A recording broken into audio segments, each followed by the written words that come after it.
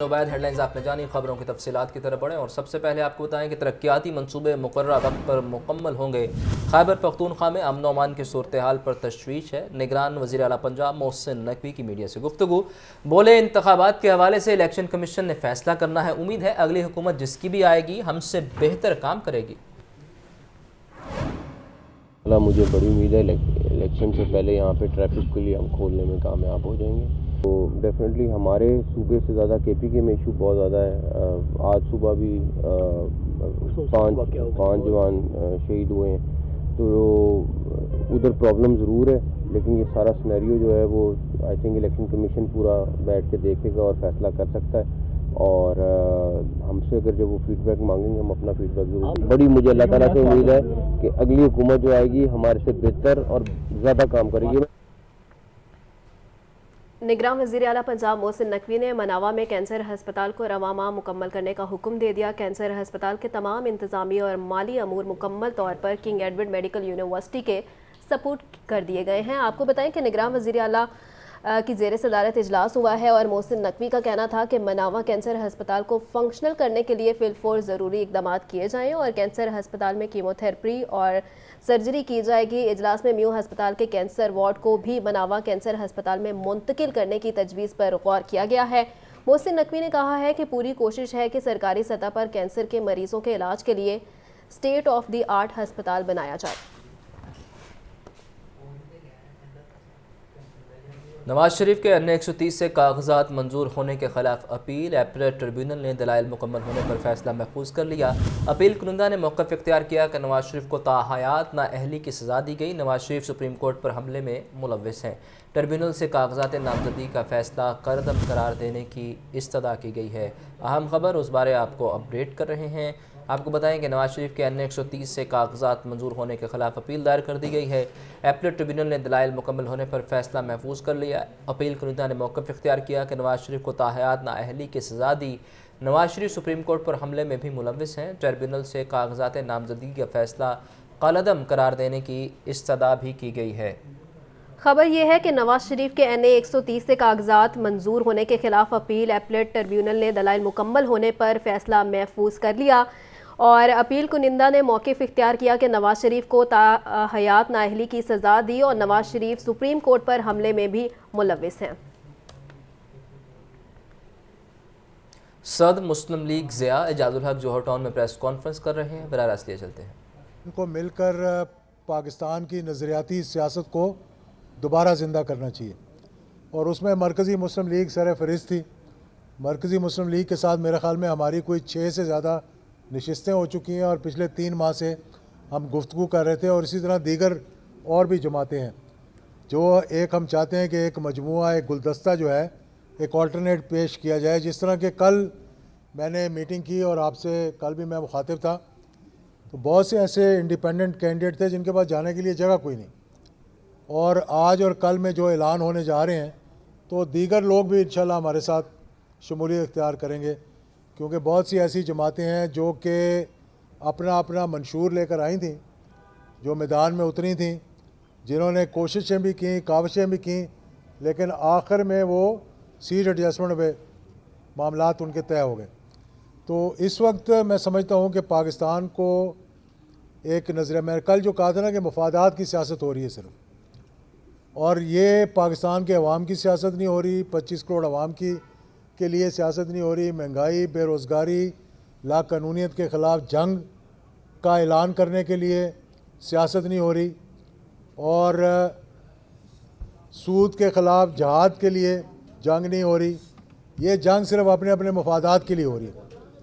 तो ऐसे लोग जो इस वक्त परेशान हैं, जिन्होंने माजी के अंदर देखा कि हुकूमतें आई हैं और चली गई हैं और आवाम के लिए कोई डिलीवर नहीं किया, लेकिन अपने वारे न्यारे हो गए, और इसलिए हमने सोचा है कि हम एक नया अलायंस जो है वो सामने लेकर आएँ। कल मैंने अलायंस का जिक्र करना था लेकिन नाम भी दे दिया कि हमने नेशनल यूनिटी अलायंस यानी कौमी यकजहती इत्तेहाद के नाम पर ये अलायंस इकट्ठा किया है। कल जो है वो हमने अपनी मीटिंग की थी। आज अल्हम्दुलिल्लाह मैं समझता हूँ कि मरकज़ी मुस्लिम लीग हमारे साथ शामिल हुई है।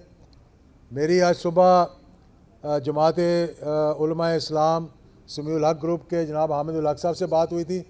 उन्होंने आज आकर हमारे साथ यहाँ ही ऐलान करना था लाहौर के अंदर, लेकिन फॉग की वजह से वो नहीं पहुँच सके। अगले 1 या 2 रोज़ में या वो इस्लामाबाद आएंगे या मैं कोड़ा खटक जाऊँगा, और या वो लाहौर आएंगे, जहाँ भी हमारी मुलाकात होगी इंशाल्लाह वो भी इसमें ऐलान करेंगे।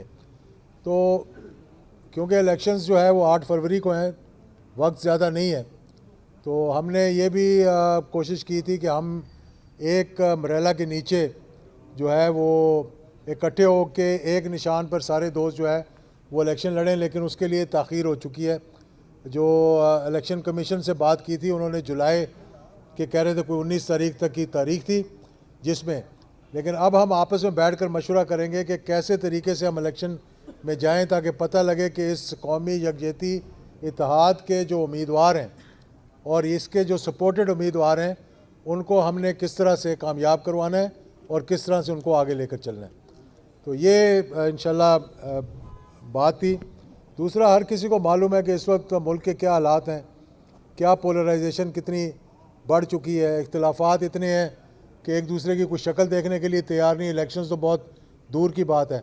और मज़े की बात है कि जो सारी जमातें इकट्ठी थीं 16 माह माशाल्लाह जिनको हुकूमत मिली, ना किसी का मंशूर एक था, ना किसी का मिशन एक था, ना किसी की मंजिल एक थी, लेकिन एक ही मंजिल थी और वो इक़्तिदार की थी और मफादात की थी। लोग देख चुके हैं ये सारा तमाशा बार बार। लोगों को अब एक नया ऐसा निज़ाम चाहिए जिसमें कि लोग हम ये कह सकें यार कि हम अपने लिए नहीं, अपने मफादात के लिए नहीं, हम आपके मफादात के लिए काम करना चाहते हैं। हम 25 करोड़ अवाम के मफादात के लिए काम करना चाहते हैं। हम अपने से बालातर होकर पाकिस्तान के लिए काम करना चाहते हैं। और इस मुल्क का वो नज़रिया जिस नज़रिए पे ये मुल्क बना था कि पाकिस्तान का मतलब क्या, ला इलाहा इल्लल्लाह मुहम्मदुर रसूलुल्लाह, उस डगर पे इसको वापस लेकर आए। हमने खौफ हमारे अंदर पैदा हो गया। हम सूद की बात करते हुए डरते हैं, हम जहाद की बात करते हुए डरते हैं, हम अवाम के मफादात की भी बात करते हुए अब डरते हैं। इस खौफ से बाहर निकल कर इस मुल्क को उस किबला उस तरह हमने दुरुस्त करना है जिस मकसद के लिए हमने पाकिस्तान को हासिल किया था। हमने इसलिए नहीं करना कि हमने कोई महल्लात बनाने हैं, बाहर अपने कोई अकाउंट खोलने हैं, हमने किसी से कोई ख़त मंगवा कर अपने जो है वो मामलात को ठीक करवाना है। हमने इसलिए करना है कि हम आवाम की खिदमत करना चाहते हैं। और इसके लिए हमारी तमाम पॉलिसीज़ जो हैं, चाहे वो इकनॉमिक पॉलिसीज़ हों, चाहे वो हमारी गवर्नेंस हो, चाहे वो अकाउंटेबिलिटी का प्रोसेस हो, चाहे उसके अंदर दीगर मामला फॉरेन पॉलिसी हो, खारजा पॉलिसी हो, उसका महवर जो है वो हमें वो नज़रिया रखना चाहिए जिस नज़रिए के लिए पाकिस्तान बना था। और कोशिश करनी चाहिए कि आज मुल्क के अंदर भी पोलराइजेशन है और उम्मत मुसलमा के अंदर भी एक पोलराइजेशन है। आज गाज़ा के अंदर जो कुछ हो रहा है वो आप सब के सामने है। अब तो हम बात करते हुए भी कतराते हैं उस बात पे कि मैं ये कहता हूँ, मुझे खुशी होती है ये कहते हुए कि वो जो मिथ थी, जो कहा जाता था कि ये नाकाबिल तस्खीर है इज़राइल के बारे में, और उन निहत्ते जो हमास के नौजवान हैं उन्होंने कम अज़ कम उनको आज मेरे ख्याल 2 माह के करीब होने लगे हैं, अल्हम्दुलिल्लाह उनको रोक के रखा हुआ है और दुनिया को ये बता दिया। यही बात मुजाहिदीन अफ़गानिस्तान ने, जो कि अल्लाह और जिहाद के नाम पर खड़े हुए थे, पहले एक सुपर ताकत को शिकस्त दी, फिर दूसरी सुपर ताकत को शिकस्त दी। ना सिर्फ दूसरी सुपर ताकत को शिकस्त दी, 40 ममालिक और सारी दुनिया का, जहाँ कहते थे ना कि मदर ऑफ़ ऑल बॉम्ब्स, वो वहाँ पर लेकर आए थे। लेकिन जो ईमान की क़ुव्वत पे खड़ा होगा, जो जहाद की क़ुव्वत पे खड़ा होगा, अल्लाह ताला गायब से उसकी मदद फरमाते हैं। और ये हमारी तारीख़ अगर आप उठा के देखें तो उस तारीख़ के अंदर वो है। तो आज उन फ़लस्तीनियों के लिए भी हम आवाज़ उठाना चाहते हैं, उन मुसलमानों के लिए जो कश्मीर में है हम उनके लिए भी आवाज़ उठाना चाहते हैं, जिनके लिए जो खबरों के सिलसिले को आगे बढ़ाएं और आपको बताएं कि मेट्रो ऑरेंज लाइन ट्रेन के स्टेशन की मुरम्मत कौन करेगा। 1 साल से मुरम्मत और बहाली के फैसले न हो सके। मास ट्रांजिट अथॉरिटी की ऑरेंज लाइन ट्रेन की मुरम्मत के लिए LDA को इस्तदा। दोनों सिविल कॉन्ट्रैक्टर ने मुरम्मत का काम फंड्स की बहाली से मशरूत कर दिया। तफसीलात के लिए बात करते हैं ज़ैनुल आबिदीन से। जी ज़ैन। ये मेट्रो ऑरेंज लाइन ट्रेन मंसूबा है कि इस मेगा प्रोजेक्ट की मुरम्मत कौन करेगा। 1 साल से मुरम्मत और बहाली के लिए फैसला ना हो सका। ऑरेंज ट्रेन की 1 साल कबल निशानदेही होने वाले जो मसाइल हैं वो जूं के त्यों हैं। मास ट्रांजिट अथॉरिटी ने ऑरेंज लाइन ट्रेन की मुरम्मत के लिए LDA को इस्तदा की। LDA ने ऑरेंज ट्रेन तमीर करने वाले दोनों कॉन्ट्रैक्टर को मुरम्मत के अहकामात जारी किए, लेकिन दोनों सिविल कॉन्ट्रैक्टर ने मुरम्मत का काम फंड की बहाली से मशरूत कर दिया। इदारों के दरमियान डेडलॉक पैदा होने से मुरम्मत और बहाली का काम इल्तवा का शिकार है, जबकि दूसरी जानिब ऑरेंज ट्रेन ट्रैक का वाटर सैनिटेशन और लीकेज सिस्टम जवाब दे गया है। 1 साल बाद भी सिविल वर्क्स की कॉन्ट्रैक्टर कंपनियां मुरम्मत और बहाली ना कर सकी। यही वजह है कि ट्रेन के ट्रैक और स्टेशन पर सैकड़ों मुकामात ऐसे हैं जहां से वाटर लीकेज हो रही है। ऑरेंज ट्रेन के कुल 27 किलोमीटर ट्रैक पर 834 मुकामात पर ड्रेनेज मसाइल और वाटर लीकेज का अमल जारी है, जिसमें गंदे पानी के निकास से मुतल्लिक 68 बंद मुकामात की बहाली ना हो सकी। इसके अलावा ऑरेंज ट्रेन स्टेशन और ट्रैक पर 742 मुकामात पर वाटर लीकेज के जो शिकायत हैं वो आ रही हैं। ऑरेंज ट्रेन के इस ट्रैक पर 24 मुकामात पर पानी जमा हो जाता है, जिसका निकास मुमकिन नहीं है, जबकि दीवारों, ट्रैक और स्टेशन की छतों से पानी की लीकेज के सबब जो ट्रेन का स्ट्रक्चर है वो भी बदहाल हो चुका है। इस सिलसिले में मास ट्रांजिट अथॉरिटी की जानिब से जो रिपोर्ट तैयार की गई उसमें बताया गया कि डेरा गुजरा डिपो में 191 मुकामात से वाटर लीकेज और 4 मुकामात से ड्रेनेज के मसाइल हैं। स्टेशन नंबर 1 पर 15 मुकामात से वाटर लीकेज और स्टेशन नंबर 5 पर भी ड्रेनेज के मसाइल हैं। इसी तरह स्टेशन नंबर 2 पर 10 मुकामात से लीकेज और 5 मुकामात पर ड्रेनेज के मसाइल हैं। ये चाइनीज कंपनी है नोरेमको, जिसने सैनिटेशन। शुक्रिया ज़ैनुल आबिदीन।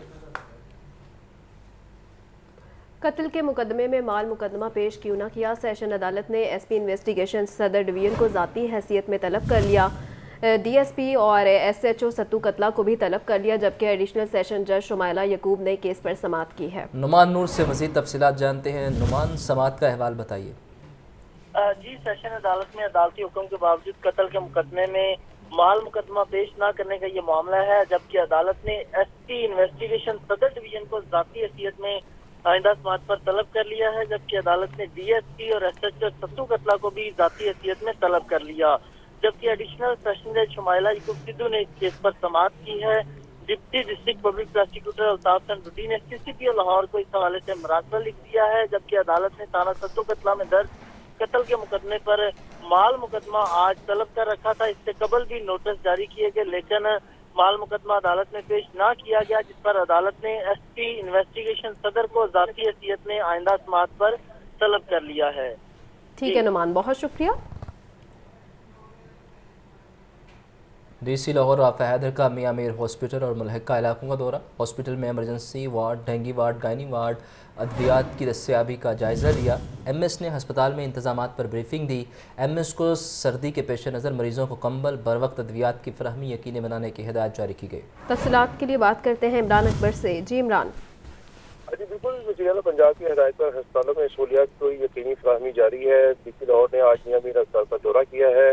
वहाँ पर जो emergency ward, dengue ward, labour room, gynae room, अद्वियात की दस्तयाबी और स्टाफ का जायजा लिया गया। DC लाहौर राफ़ा हैदर ने अस्पताल में प्राइम पोलियो टेस्ट का भी जायजा लिया। टीमों से ब्रीफिंग ली, जिस पर इस अस्पताल में दाखिल मरीजों की इयादत की, सहूलियात से मुतल्लिक दरियाफ्त किया। MS अस्पताल को सर्दी की पेश नज़र मरीजों को कंबल बर वक्त अद्वियात की फराहमी की यकीनी बनाने के लिए हदायत की है। DC लाहौर का यह कहना है कि अस्पताल में दाखिल मरीजों के इलाज मुआवजे में किसी किस्म की कोई सिवियर रुकावट नहीं आनी चाहिए, जबकि डॉक्टर व स्टाफ से गुजारिश है कि मरीजों के साथ साथ उसने सलूक से पेश आए।